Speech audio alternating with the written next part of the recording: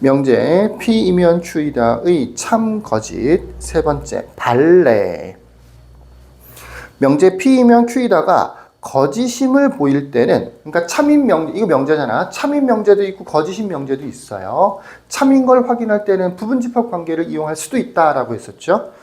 각각의 가정과 결론에 대한 진리집합들을 비교해서 부분집합 관계가 성립하는지 요걸 통해서 참 거짓을 확인해 볼 수도 있어요. 발레라는 건 뭐냐? 만약에 P이면 Q이다가 거짓이야. 또는 거짓임을 보여야 돼. 거짓이야. 또는 거짓임을 보여야 돼. 그랬을 때 가정 P는 만족시키지만 결론 Q는 만족시키지 않는 예가 있어. 그런 예가 있으면 얘는 거짓이 되는 거야. 그런 예가 있으면 거짓이 되는 거야. 그리고 그런 예를 다른 말로 뭐라고 하느냐면 발레라고 하는 거예요. 그런 게 한 개라도 있으면 그러면 얘는 거짓이 되는 겁니다. 단순하죠?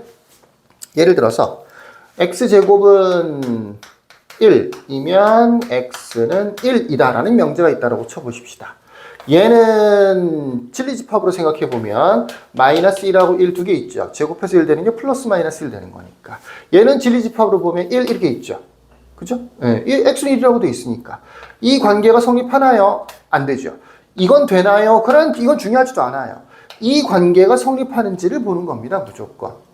뒤쪽에 있는 조건에 대해서 이 관계가 성립하지 않는다고요. 그럼 얘는 뭐가 된다고요? 거짓이 된다고요. 거짓. 그러면 왜 부분집합이 안 되는 건지를 생각해 보세요. 도대체 뭐가 문제라서 부분집합이 안 될까요? 바로 요 마이너스 1이죠. 마이너스 1. 조건에서는 x는 마이너스 1입니다.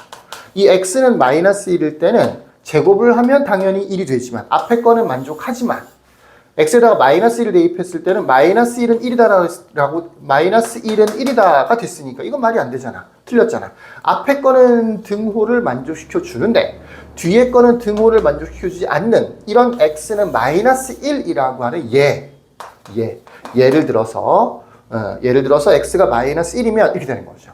이 x는 마이너스 1이라고 하는 예를 뭐라고 부르느냐? 발레라고 부른다고요. 발레. 반대가 되는 예, 안 되는 예, 이런 뜻이 되는 겁니다. 거짓임을 확인할 때 주로 이 발레를 찾으려고 노력을 해요. 발레가 있으면 거짓이 되는 거거든요. 물론 부분집합 관계도 좋고 다 좋은데 특히 거짓이다라는 느낌이 들었을 때는 발레가 뭐가 있을까? 앞에 건 되면서 뒤에 건 안 되는 게 뭐가 있을까? x값 중에서 앞에 거는 되면서 뒤에 건 안 되는 게 뭐가 있을까?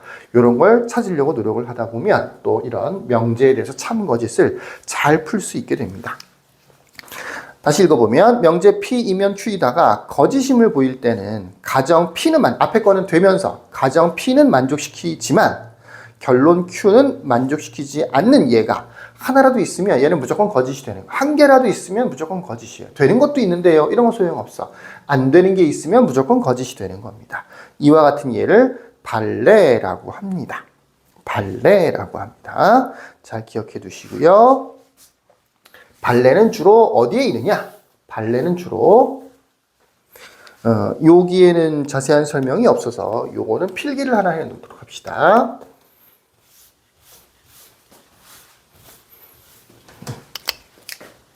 P 화살표 Q가 거짓이에요. 거짓이라고 하면 무조건 발레가 있겠죠.